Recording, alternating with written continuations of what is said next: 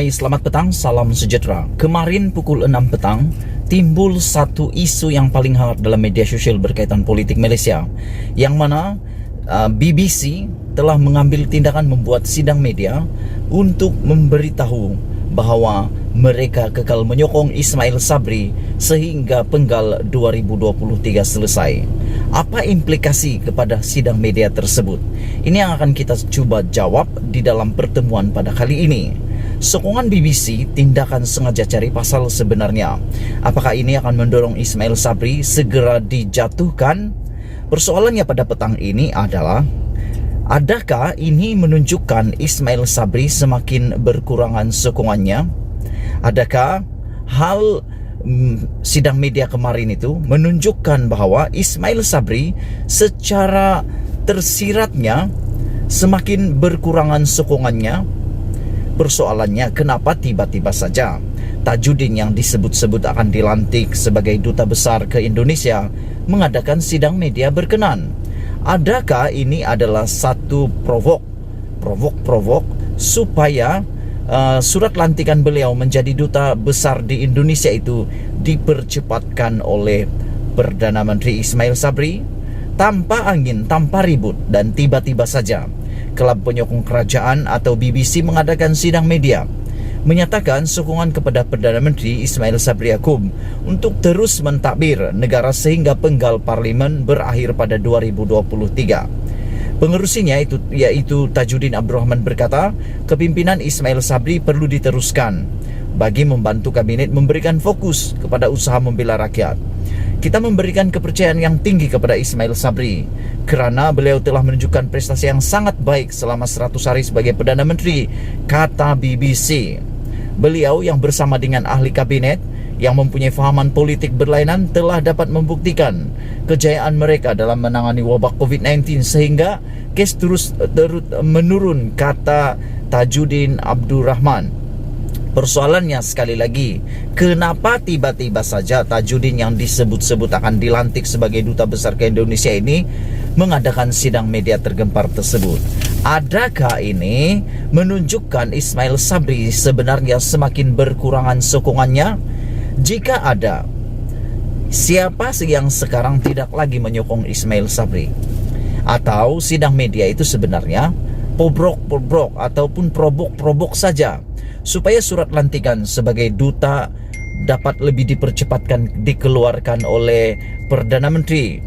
Begitu juga dengan adanya sokongan secara tiba-tiba kepada Ismail Sabri ini, ya tentu sekali mengingatkan kita semula kepada insiden di mana pada waktu Muhyiddin Yassin sebagai Perdana Menteri, banyak kali ahli-ahli parlimen membuat sidang-sidang media menyokong kepimpinan Tan Sri Muhyiddin Yassin.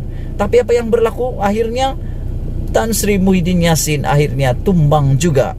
Oleh siapa? Bukan oleh pembangkang, tapi daripada kerajaan sendiri, daripada UMNO yang menarik sokongan menyokong Tan Sri Muhyiddin Yassin sebagai Perdana Menteri.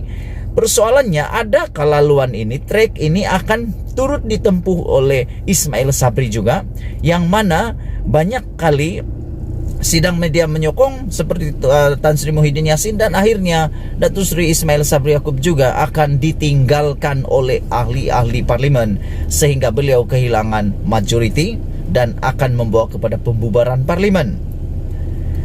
Yang nyata sekali adalah sokongan terbuka BBC untuk Ismail Sabri diteruskan hikmatnya sehingga tahun 2023 adalah jelas merupakan tindakan sengaja cari pasal terhadap kepimpinan UMNO sendiri. UMNO mencari pasal kepada kepimpinan UMNO sendiri.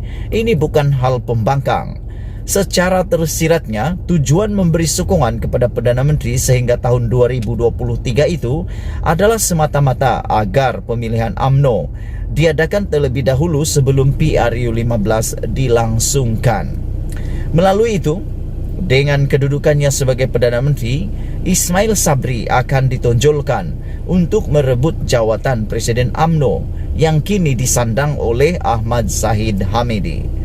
Perkara itu tentu sekali bertentangan dengan pendirian MT UMNO baru-baru ini.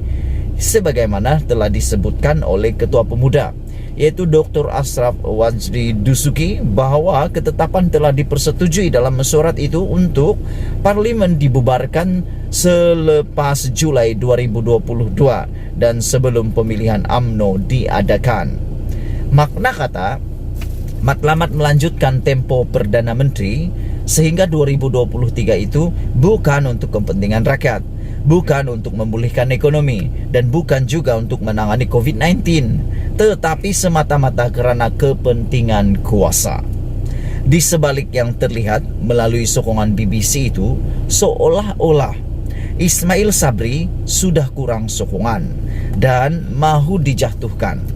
Sebenarnya ini adalah gerakan untuk membawa Perdana Menteri mengetuai gerakan menjatuhkan kepimpinan UMNO yang sedia ada. Cuma persoalannya yang paling besar pada petang ini, sempatkah gerakan menjatuhkan itu dilakukan atau Ismail Sabri bakal lebih dahulu dijatuhkan?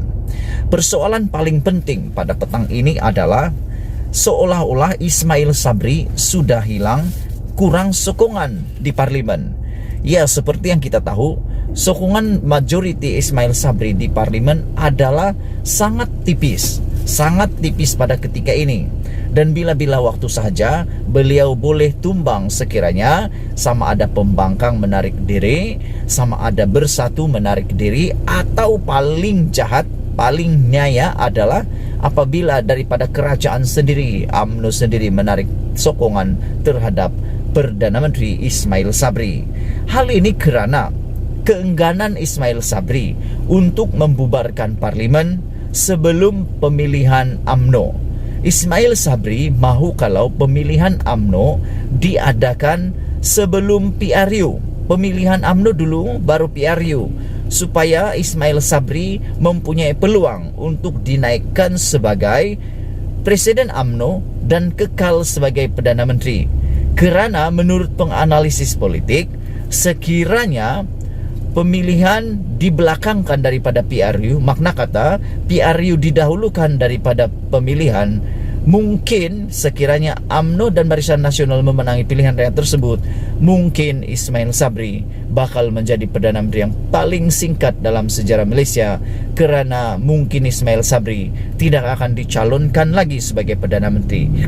Oleh sebab itu, Ismail Sabri cuba sedaya upaya untuk menghabiskan dahulu penggal sehingga 2023 barulah PRU diadakan. Tetapi hal ini akan menyukarkan Zahid Hamidi, Najib dan kluster-kluster mahkamah yang lain, kerana mereka sebenarnya juga mahu kuasa. Jadi seperti di dalam penerangan dalam sahbudin.com ini, sebenarnya ini adalah gerakan untuk membawa Perdana Menteri mengetuai gerakan menjatuhkan kepimpinan UMNO yang sedia ada. Adakah benar yang dinyatakan oleh Sabudin ini bahawa ini adalah satu lagi plot di mana mereka cuba menjatuhkan kepimpinan UMNO yang sedia ada? Adakah mereka bersedia untuk menunggu sehingga pemilihan UMNO dalam pemilihan pembubaran mesyuarat agung UMNO tersebut? Sama-samalah kita nantikan. Cuma persoalan yang paling besar daripada sahbudin.com adalah, sempatkah gerakan menjatuhkan itu dilakukan atau Ismail Sabri bakal lebih dahulu dijatuhkan?